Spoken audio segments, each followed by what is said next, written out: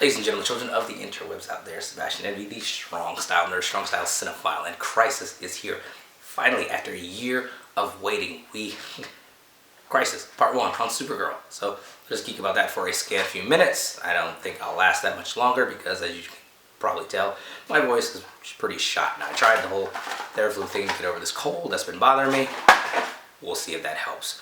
But, Crisis, it kicks off with a bang, with first the Monitor kind of giving us the concept, the idea of the multiverse, how it started, where it's come to now with the Age of Heroes. And then we start with Earth 89.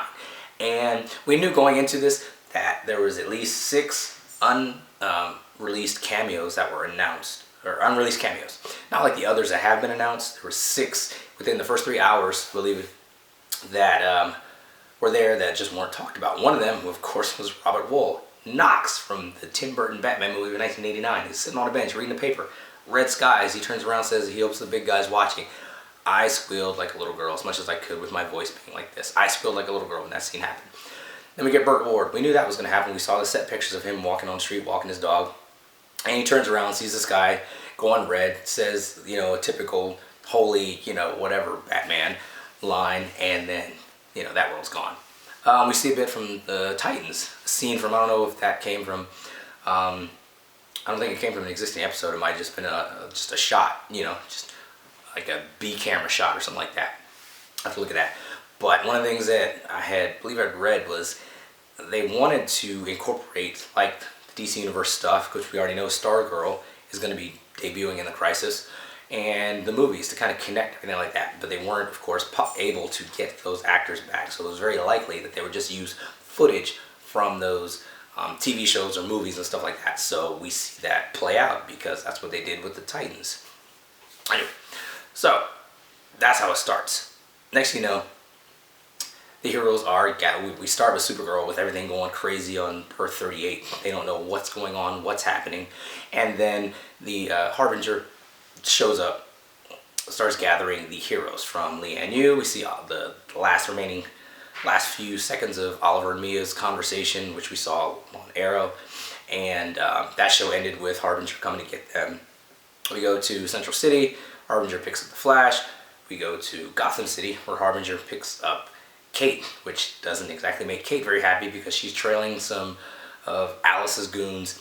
One of them is about to give up the location for Alice, and then Harbinger shows up and says, hey, we need your help, and whisks her away.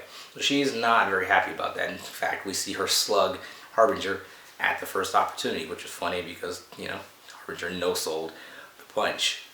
And then we see the Legends doing Legends things, which is messing up the timeline and having a good time doing it, and then they get pulled into it. And of course we go to Argo, where Superman, a powerless Superman under a red sun, is there with Lois. They have their baby, all's fine and dandy. Superman can't master, changing diapers. He can leap tall buildings with a single bound, can't change a diaper. But next thing you know, the antimatter wave is coming towards them. Kara warns them that is coming, that they need to get off the planet, that they have minutes to spare. So it's very kind of how that paralleled Superman first coming to Earth. I thought that was interesting, where it's Lois and Clark shipping off their son to parts unknown because they're trying to save him rather than saving themselves or whatever. But it turns out Harbinger shows up last second, whisks them away to Earth 38, where everybody gathers. They find out what the problem is, and that they're the ones who are supposed to do something about it. And then we see the first effort to do something about it is this quantum tower that shows up. The quantum tower was apparently placed there by the Monitor on specific Earths that are, I guess, important to the plan, to the Monitor. And it will stave off the antimatter wave for a short time. The idea is to evacuate as many people as possible from Earth 38. So they have ships, they're going to get people in, but then they need to build a huge, large scale version of the extrapolator that they use to go from one Earth to another. The idea is everybody from Earth 38 is going to go to Earth 1, which has a whole bunch of logistical kind of issues with, like, just suddenly, as we find out in the latter part of the episode, that 3 billion people of the 7 billion people on the planet made it. So 3 billion people just showing up out of nowhere on spaceships, and I mean, that's the aftermath of that, which I know we're supposed to have a suspension of disbelief. We're not supposed to think about all that kind of stuff and the ramifications of that kind of stuff. But part of me is kind of thinking, okay, 3 billion people show up. We already have, you know, finite resources as it is with the number of people we have on the planet. Now 3 billion people out of nowhere show up. And if that's the plan, they're going to try to do that. I mean, is that the plan? Is that going to be the plan from other worlds where they're trying to save people? Or is it we only care about the Earth 38 people? And if we do, why do we only care about the Earth 38 people? I know it's where Supergirl and Superman came from, but that's kind of biased in a way. Kind of like, why are we playing favorites with them? It's like, I know why, but still, in the logic of the show, it's like, why are we favoring them? And then we find out that the baby pod that Lois and Clark sent off did not make it to Earth. It was kind of bumped into a like a time warp type of situation that actually sends it forward to Earth and Star City 2046, home of the greatest episode of Arrow that there ever was, which is Star City 2040. And Old Man Oliver with his one arm, and Connor, and the one that the Legends visited. Like I said, for me, it's one of my favorite. I mean, I guess it may not be the single greatest episode of Arrow, but it's one of my favorites. But now we find out, because a lot of people had questions about that with Connor, and then Sarah, baby Sarah, and just some other questions people had about just canon and that sort of thing, continuity and that sort of thing. So now we find out in this that it's a different, like, it's the future, but it's the future of a parallel Earth. So I kind of can wipe away any sort of questions and stuff people have. So the baby lands there. Sarah, Lois, and Brainy go to the planet to recover the baby. They run into an Oliver, and on this Earth, apparently, Sarah never showed up on Lian-Yu. All of the things that Oliver did on Earth 1, this Oliver has not gone through. So he's scarred and broken, and one of the things he's broken up the most about is Sarah pulling her on the boat and being the reason that she's not alive on that Earth. And then Sarah says, hey, it all worked out, I'm cool, you're cool, everything's cool. So, and then they just leave after they recover the baby, and then they just leave. So I'm wondering, because he had a fair amount of screen time, and I'm thinking that you don't bring him in with that much screen time with Sarah. It makes me kind of wonder if he's going to come back in some form or fashion to play a bigger role in the crisis going forth, especially given the ending of this episode, which we will get to in a bit. And of course, there was a couple bonding scenes in the episode. We have the Superman, Supergirl bonding over losing Argo and what it means, and kind of Superman feeling bad because he thought he could have everything in life. He could have his wife, he could have his baby, he could have a peaceful life, hang up the cape, and not have to worry about anything. And he feels bad for kind of wanting that, thinking he can have that, because now it's gone. And Supergirl kind of saying that it's not gone, just like Krypton isn't gone. Krypton lives on, that there's, on this Earth, they've shared themselves, they've shared their history, they've shared Krypton with this Earth. So there are museums and other things that are kind of Krypton influenced, and Krypton lives on in spirit. And it kind of took me back to Arrow with Yao Fei, with what he said to Oliver when they were up in the nets, and about how people like live on, their spirit lives on. As far as like he was talking about, you know, Shadow living on in him, Oliver will live on in his children going forth. It's like the same thing where they're talking about Krypton is like living on. So I found that, I don't know if it was an intentional reference or kind of parallel theme that the writers of these two shows were going with. This is just something that I picked up on that I thought was actually pretty interesting watching it play out on the show. We have Mia getting her Green Arrow suit. Of course, she thinks that, you know, nobody should wear it. If he's not wearing it, nobody should. Oliver says there needs to be at least, you know, one Green Arrow. So they have their bonding scene. She gets the suit. Barry and Oliver have a brief bonding scene because Oliver's kind of like ragging on him for showing up late to, you know, the crisis that was predicted, you know, however many years ago now. And Barry shares that he's actually supposed to die. And Oliver gets PO'd at the monitor and says, hey, we made this deal. Barry and Kara are supposed to survive. What's going on? you need to tell me what exactly is going to happen. And the Monitor basically says, well, that was Elseworlds. This crisis, this anti-Monitor stuff is a totally different situation. Circumstances have changed. So hey, sorry. Flash is supposed to die, just like you're supposed to die. Didn't exactly sit well with Oliver, but it is what it is. Different circumstances. So we get Lena called in for help. I don't watch Supergirl, so I'm not privy to just some of the little nods here and there, some of the dialogue going on between certain characters about certain things that are happening on Supergirl. So everybody kind of reluctant to go to Lena, and then Lena being mad at them. As far as I understand, like at a distance, at a, you know, the view from 1,000 miles or yards, or whatever the phrase is. I'm like, Lena's mad because they didn't tell her that Kara was Supergirl. Just, you know, chiming in on Reddit and some of the other message boards I go to, some people have answered kind of my question on that with like paragraph reasons explaining the plot and stuff. Some of the stuff I haven't seen that explains, okay, this is why Lena is mad. I'm looking at it, I'm still kind of like, but still, like, secret identity. There's reasons. You protect the people you love. Certain, you know, comic book reasons why you don't tell everybody your secret identity. And she's butthurt about that. And she says, of course I'll help. Now, I'm not going to like you or you or you or you, but that's fine. I'm going to do what is right for the greater good, for mankind. I'm a Luthor. I'm going to be the hero in the end. At least that's what I thought. And then, so she's doing some things. She runs into some complications.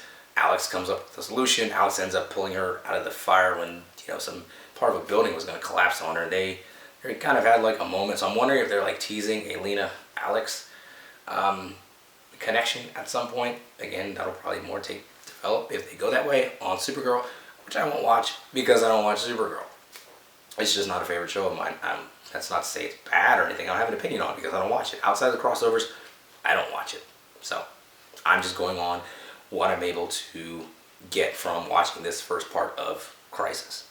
So then the Quantum Tower, they have to defend the Quantum Tower because the Monitor tells them the Anti-Monitor's forces are going to come, well, not Monitor, Harbinger tells them that the Anti-Monitor's forces are going to come attack the Quantum Tower. So that leaves the Supers, the Flash, Green Arrow, Mia, and Ray to go defend it at first, and Kate as well. And at first, Supergirl, Superman, and Flash are sent off screen to go do some stuff story-wise, but from a technical standpoint, I think it was just to kind of not attack the budget anymore than they have. And you kind of can see where the budgets from some of these TV shows went to, and I'm wondering kind of what's the difference in, as far as like a budget per episode in years past versus this season, and what's the difference as far as like kind of how much was diverted, because I know some of it gets diverted to the crossovers nowadays anyway, but I'm kind of wondering how much of it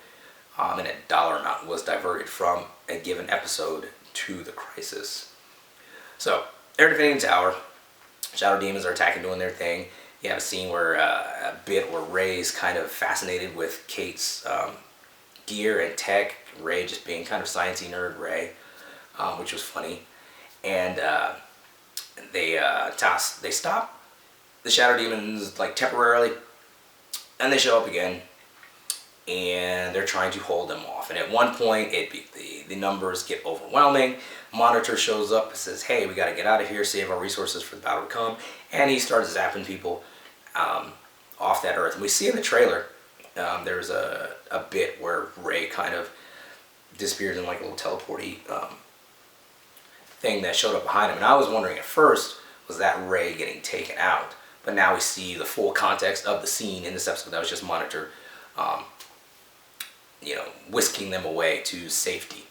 And then Oliver says, Monitor says to Oliver, "It's time." He says, "Is everyone evacuated?" He's like, "Not entirely." And Oliver's like, "It's not time." Then he shoots some sort of arrow, which incapacitates the Monitor. And he keeps on fighting the Shadow Demons, which are just knocking him around. Next you know, he's out of arrows, drops his quiver, or his bow rather, and just charges headlong into unbeatable odds. And for me, I'm just a huge mark for scenes like that, for movies like that, where people know that they are going to die, but they still rush headlong into that situation to do what they can while they can. biggest example of that, and one of my favorite examples, is Last Samurai. That scene where Tom Cruise and Ken Watanabe are on the horses, just charging forward and headlong into the Gatling guns, and just they know like likely they're not going to make it, but still they're going to do it anyway. I'm a sucker for scenes like that with characters like that, where they know the end is right there, but for the greater good, for the mission, for the cause, they charge headlong into whatever danger awaits them. I'm a huge sucker for those scenes. So the idea that Oliver says, F this, F you guys, and just runs out to do what he can to save people, I love that. And then we see him get teleported back in to Earth 1, and he's all bloody and beat up, and he dies on the table there. Everybody's all sad. Monitor's kind of perplexed a bit because he says things are changing. Things are not going as he has foreseen. And then Wells shows up as Pariah, and he kind of casually drops it. Oh, I released the Monitor, so now it's my punishment. I released the Anti-Monitor, so now it's my punishment to just watch. Which Pariah in the comics, that was his punishment. His fate was to just sit there and watch worlds die and not be able to do anything about it.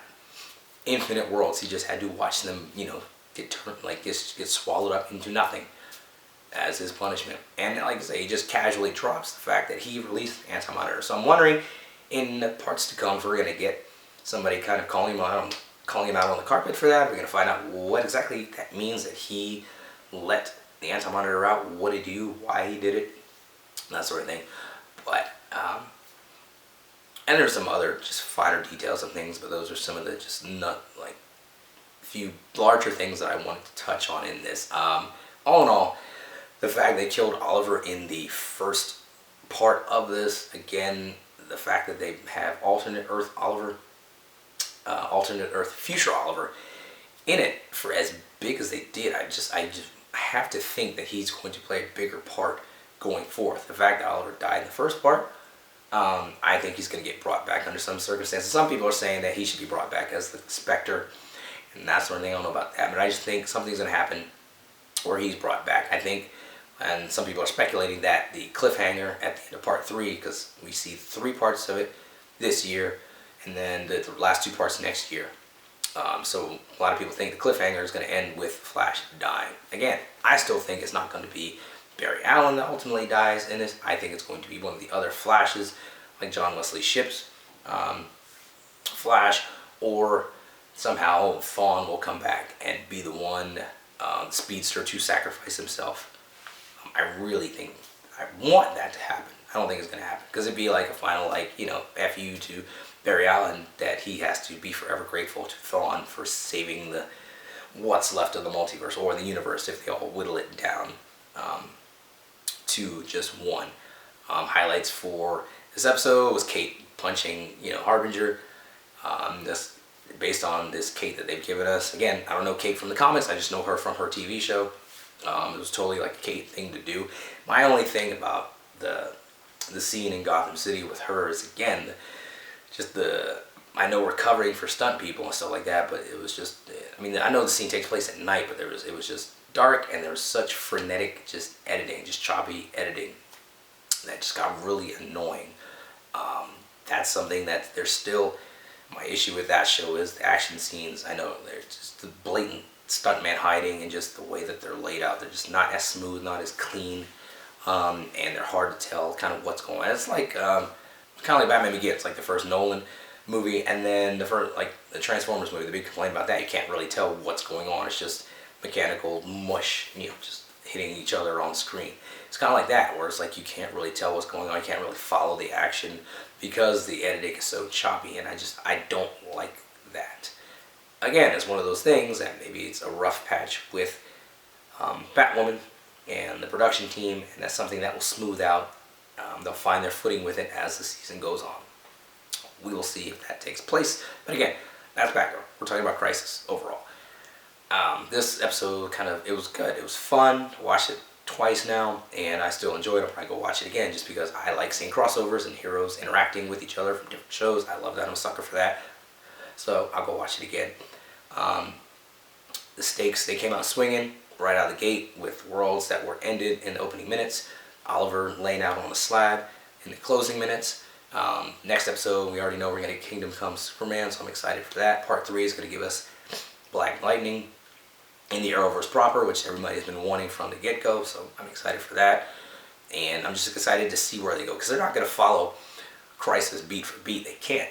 And the comics are set up way different than the TV shows. They have their own universe and canon and continuity and rules and that sort of thing. So it's fun to see what bits and pieces they're pulling from the comics to adapt for their series and kind of how they're owning it and making it their own. So I'm anxious to see what other things they're going to make their own for this massive crossover that we have 4 hours left to go.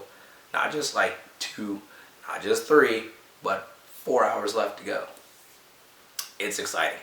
Again, I'm hoping, and then I was reading something where the one of the producers said, Guggenheim, went to showrunners and said, hey, we're doing this. This is a chance, and this is what I want. This is what I've been saying. The Arrowverse is formulaic. It is stale. It needs to be rejuvenated, revitalized, just retooled. And Crisis is a chance to do that. And Guggenheim, when he was talking to the showrunners, when they were piecing all this stuff together, he told them, hey, this is what we're doing. This is a chance for you to just do some different things on your shows. You can take some pieces out of play. You can put some pieces, some characters, put some plots, some events, just some things. You can put them into play. You can take them out of play. You can tweak things with the Crisis. So I'm really hoping that the showrunners have taken advantage of that ability and are doing things to kind of fix their shows if they need to, and just doing things to be different going forward. Because the idea is the world, the Arrowverse needs to not be the same. If the Arrowverse is exactly the same as it was before the Crisis, then the Crisis has failed. As entertaining as it was, from a narrative standpoint, from a long-term narrative standpoint for all of these shows, if they don't do something, if they are not different, if they are not just different, I can't think of a better word. If they are not different from what they were before the Crisis started, then the Crisis has failed from that standpoint. I'm hoping they take full advantage of it. Remains to be seen how things play out. So, it was a fun episode. I'd give it like a 8 out of 10. And man, we can see Oliver, like, Stephen Amell cries a lot. I don't know if he just went to the writers and showrunners and was like, hey, I totally mastered crying on command. I want to cry on every scene on Arrow.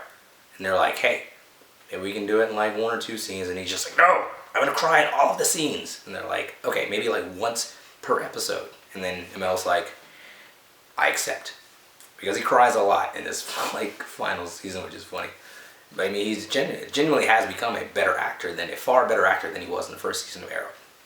But Oliver cries a lot. But maybe that's done. Now everybody else is going to be crying about Oliver. So we'll see how it goes. In these next couple parts, I'm excited. Crisis is here.